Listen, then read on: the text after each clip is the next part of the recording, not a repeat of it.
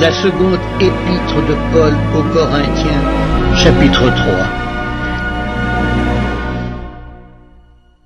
Commençons-nous de nouveau à nous recommander nous-mêmes, ou avons-nous besoin, comme quelques-uns, de lettres de recommandation auprès de vous ou de votre part?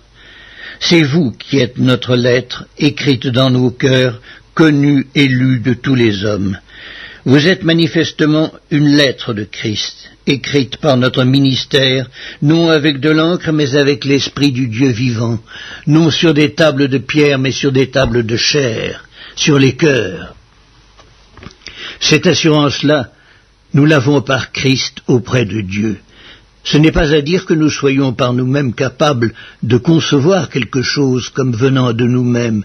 Notre capacité, au contraire, vient de Dieu.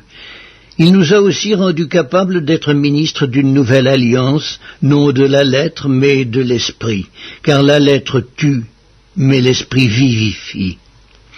Or, si le ministère de la mort, gravé avec des lettres sur des pierres, a été glorieux, au point que les fils d'Israël ne pouvaient fixer les regards sur le visage de Moïse, à cause de la gloire de son visage, bien que cette gloire fût passagère, combien le ministère de l'Esprit ne sera-t-il pas plus glorieux?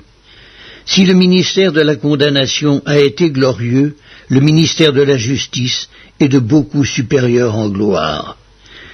Et sous ce rapport, ce qui a été glorieux ne l'a point été à cause de cette gloire qui lui est supérieure. En effet, si ce qui était passager a été glorieux, ce qui est permanent est bien plus glorieux. Ayant donc cette espérance, nous usons d'une grande liberté, et nous ne faisons pas comme Moïse qui mettait un voile sur son visage, pour que les fils d'Israël ne fixassent pas les regards sur la fin de ce qui était passager.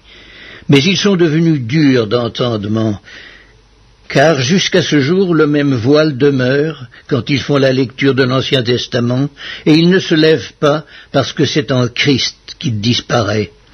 Jusqu'à ce jour, quand on lit Moïse, un voile est jeté sur leur cœur.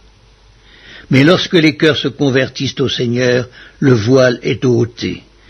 Or le Seigneur, c'est l'Esprit, et là où est l'Esprit du Seigneur, là est la liberté.